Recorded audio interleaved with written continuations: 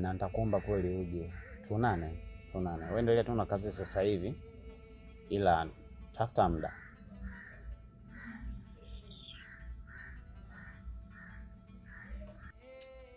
Sawa, haina shida. Deo Chiko, nitakupigia kaka, nitakupigia. Niamini nitakupigia kaka. Sawa. Ulikuwa unaongea nani? Nilikuwa naongea na Abdul. Hivi unanichukuliaje mimi? Unaniangalia mimi ni chizi sana, si ndio? Yaani huyo ndo Abdul unamwambia kwamba yeye sijui ni mwanamke mzuri tangu uwe naye sijui. Wewe unaonaje mimi wewe? Sasa cha kukomandi hapo ni nini? Nishakwambia nilikuwa naongea na Abdul. Hayo mengine unatafutia wapi sasa? Ninachokizungumza mimi ukielewi, si ndio? Hivi Laida, nikuonesha upendo upi wa mwanaume?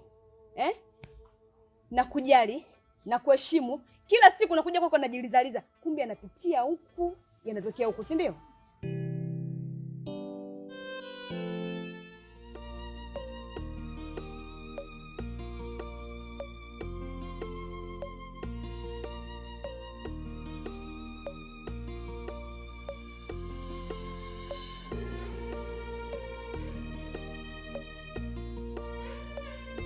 Wewe, shida nini?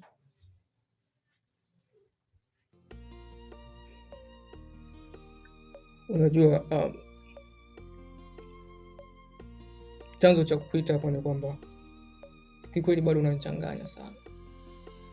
Yaani bado sikusomi. Hivi ni kweli umerudi ukiwa mpya kabisa ama umerudi kwa lengo jingine kabisa la kunimaliza? Pelu,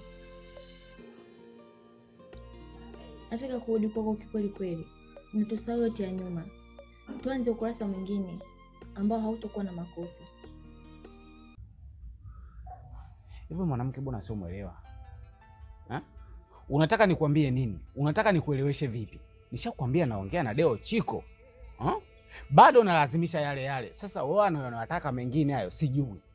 Sasa inavyoonekana nataka tuoneshiane yani umwamba kwamba wewe ni malaya na mimi ni malaya, si ndio? Sikia nikwambie. Sio nielewa.